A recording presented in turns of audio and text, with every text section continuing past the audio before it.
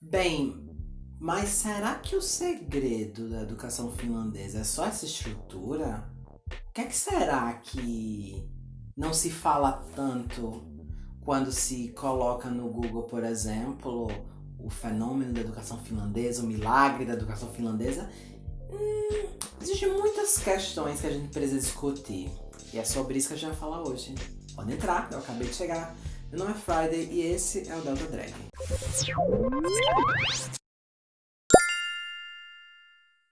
Olá pessoal, bem-vindos de volta, bem-vindas de volta, bem-vindos de volta. Estamos aqui no último vídeo da série sobre a educação na Finlândia e hoje eu vou fazer algumas ponderações baseadas na minha experiência vivendo na sociedade finlandesa, seja por meio de relacionamentos que eu tive, de amizades e também das experiências educacionais que eu tive, experiências formativas que me fizeram ter uma leitura da educação finlandesa que nunca foi medida em nenhuma das formações que eu tive aqui, diga-se de passagem, das formações que eu tive em 2017 e 2019. A gente tem um momento em que é reservado para imersão em questões da cultura finlandesa. Porém, eu confesso que conviver com os finlandeses começou a me fazer refletir que existem mais coisas do que se falam em relação ao sucesso da Finlândia enquanto nação, enquanto educação, que não se fala. E eu já vou trazer um pouco dessa verdade para vocês. A gente viu lá no primeiro vídeo que lá nos anos 2000 esse país ele ganhou uma fama devido ao seu desempenho na prova do PISA, que chamou a atenção de muitas pessoas, não só no sentido de investigar o que estava por trás disso, mas também de tentar copiar mesmo, de vir pra cá, ver de perto. E esse fenômeno, ele causou não diria um susto, mas deixou os profissionais de educação daqui um pouco assim, ué, o que é que essas pessoas estão fazendo aqui? E você vai entender o porquê essas pessoas talvez perguntando, por que essas pessoas estão aqui? Porque na cabeça de alguns profissionais, isso aí é baseado em alguns depoimentos que eu li, eles não estavam fazendo nada de extraordinário no sentido de que eles entendem a educação como dever. Eles entendem que todos e todas e todos têm direito à educação de qualidade, independente da sua origem, da sua classe social. Enfim, esse país ele é pensado socioeconomicamente de forma que deve garantir a todos o direito de terem as mesmas oportunidades de aprendizado e educação. E o que muita gente chama de milagre, na verdade tem que ser entendido como esforço de construir uma nação justa e igualitária. E aqui existe um pensamento que eles chamam de trust, que seria confiar em português, que é basicamente o principal pilar da educação finlandesa, é esse bendito trust. E para além da fama no PISA, a Finlândia ela também é conhecida pela forma como trata seus professores.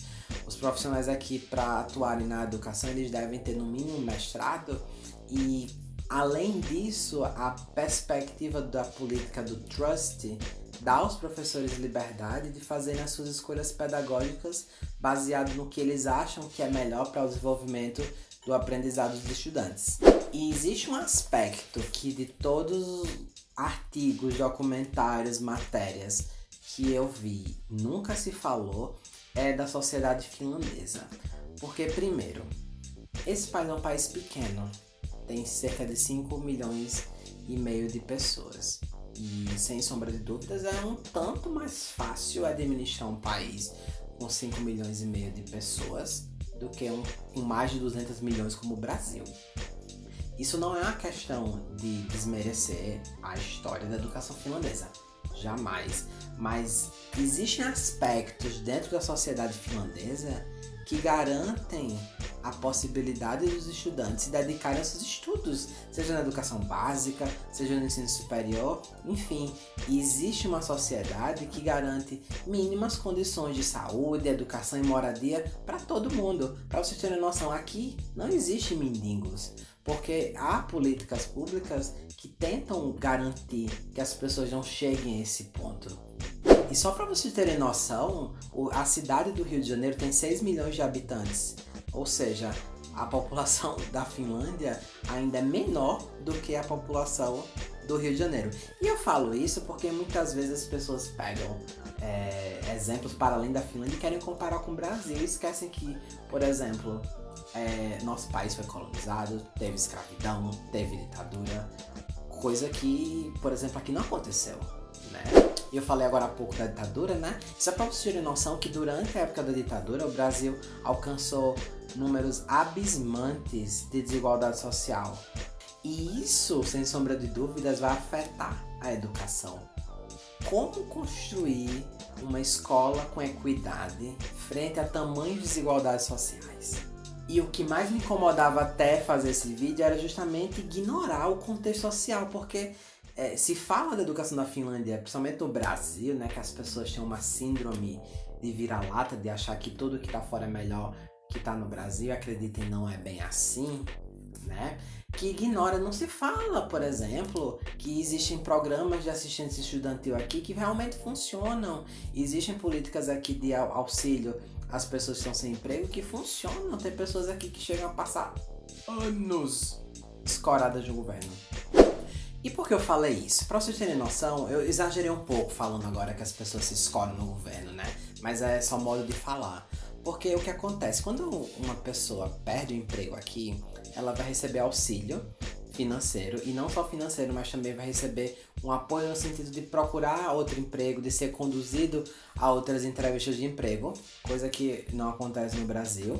E querendo ou não, isso vai gerar menos angústia nas pessoas, sobretudo aquelas que têm filhos ou filhas, no sentido de, como eu posso dizer, ficar sem comida. A verdade é essa, é de passar fome, né? Porque o que acontece no Brasil é que a gente vê uma evasão muito grande, principalmente nos anos finais de educação do ensino fundamental e do ensino médio, porque as crianças abandonam a escola para trabalhar. Isso aqui é totalmente proibido por lei, isso acontecer. Justamente porque o governo quer garantir que todos tenham direito a terem acesso à educação de qualidade na idade certa. E outra questão aqui que eu tenho que trazer é sobre a questão das políticas de assistência estudantil, né? Porque, por exemplo, a gente no Brasil tem as políticas de cotas que são muito importantes e necessárias, mas elas por si só, elas não garantem a permanência dos cotistas nas universidades. Existe a necessidade de mais ações para além das cotas. Porque, por exemplo, eu já vi muita gente abandonar a universidade pelo fato de não ter como chegar lá de ônibus, não ter como sustentar os seus gastos no sentido de permanecer na universidade. Aqui, isso não acontece, né? Aqui existem políticas de assistente estudantil que garantem desde residência universitária para quem precisa se mudar de cidade, até mesmo auxílio financeiro para dar apoio ao estudante. Isso tudo naquela perspectiva de garantir que todo mundo tenha direitos iguais e não tenha aquela ansiedade ou angústia com o futuro de estar, por exemplo, tendo que trabalhar e estudar ao mesmo tempo e comprometer seu rendimento. O bem-estar é o foco aqui. E o bem-estar, ele não acontece por si só apenas na educação. Ele acontece por meio de ações no campo da saúde, das políticas públicas, para garantir e reconhecer que ninguém aprende e se desenvolve quando está cheio de problema na cabeça. Quando, por exemplo, sabe que em casa está faltando comida, que sua mãe está desempregada há 3 meses e não tem mais a quem recorrer ajuda. Isso não acontece aqui. E para finalizar esse vídeo, hoje eu às vezes me pergunto por que, né, se tem inúmeros programas de parcerias com universidades finlandesas que, querendo ou não, bebem na fonte, se inspiram nas práticas daqui, que não são tão diferentes da do Brasil. Não são. A gente tem muitas coisas boas também na educação, mas eu não consigo ver a lógica de se inspirar num modelo educacional, mas ignora o social. E por que eu tô falando isso? Por exemplo, trazem professores para cá, como foi o meu caso em 2017-19, coloca imerso essa cultura e quando a gente volta para o nosso país, a gente volta totalmente limitado, a gente não tem autonomia para agir na nossa escola, a gente não tem voz para ser ouvido no sentido de implementar o que a gente viu que dá certo aqui e acredita que pode dar certo no Brasil. Então acaba sendo apenas um turismo pedagógico vazio, em que a gente vai ter apenas mudanças em nossa prática. E em meu caso, eu fiquei bem angustiado porque eu olhava para as coisas daqui e ficava frustrado pensando, nossa, o meu país é rico, ele tem condições de dar essa mesma estrutura, mas infelizmente a corrupção é tão grande que meus alunos nunca vão ter acesso a isso. É muito frustrante. E não só eu, mas inúmeros colegas sentiram a mesma coisa, porque a gente vem para um contexto em que se confia no professor, mas a gente volta para um contexto em que se combate trabalho de qualidade. É uma questão muito louca, né? Porque a gente fica... Qual o sentido da gente vir pra cá, de fato? E não, eu não tô cuspindo no prato que eu comi. Eu só tô apenas dando uma cuspida reflexiva no prato que eu comi. Porque se veio tantos professores, não só da Paraíba pra cá, mas, como eu falei, teve o programa também do Ministério da Educação. E assim, é meio frustrante saber que a gente poderia ter um aproveitamento melhor se a gente fosse ouvido.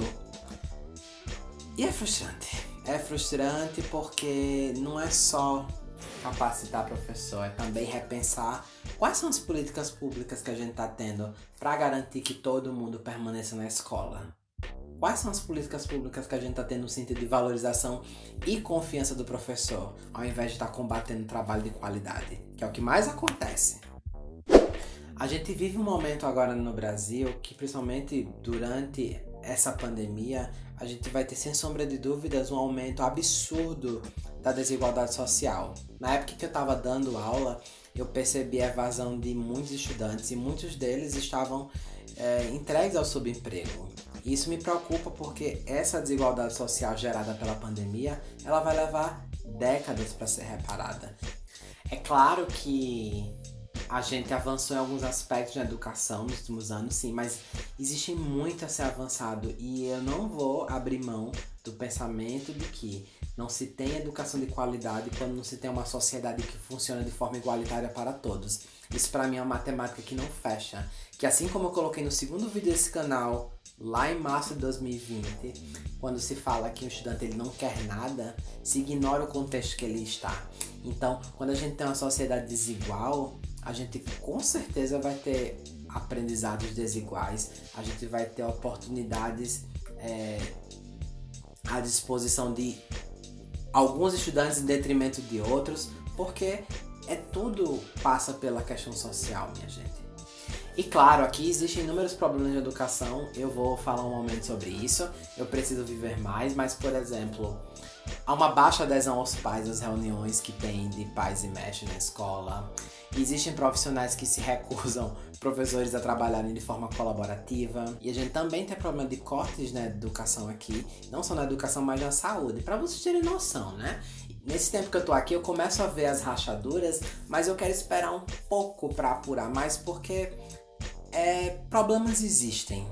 Mas a forma como me foi apresentada a Finlândia, e não só a mim, mas a muitos outros colegas, acabam dando a impressão de que é o lugar perfeito, mas não existe lugar perfeito.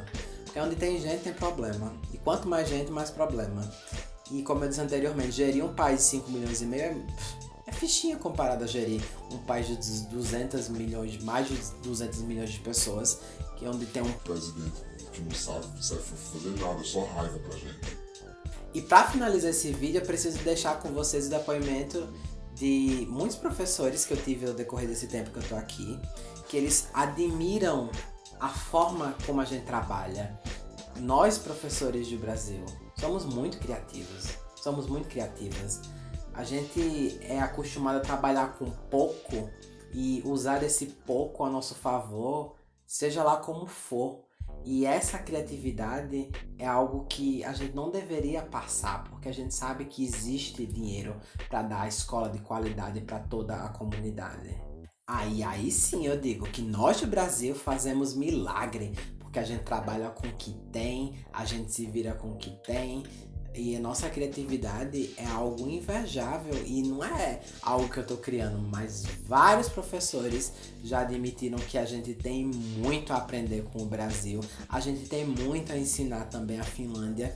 E é nesse sentido que eu tô aqui, para ensinar as pessoas que a gente pode usar essa criatividade para fazer coisas simples. Porque eu acredito que a educação, a qualidade não está associada a você ter um bando de cangaço eletrônico dentro da sala de aula. É sobre você ter percepção, é você ter tato, você ter criatividade e, claro, ter consciência política do seu papel enquanto professor. Bem, é isso. Eu espero que vocês tenham gostado dessa série. Não esqueçam de se inscrever no canal, de recomendar. E o próximo vídeo é um vídeo especial, porque o canal recentemente fez 1 ano e tem muita coisa a ser compartilhada com vocês. E desde já imensamente grata ao apoio de todo mundo. E a gente se encontra em breve, tá bom? Até a nossa próxima aula aqui no Delta Drag.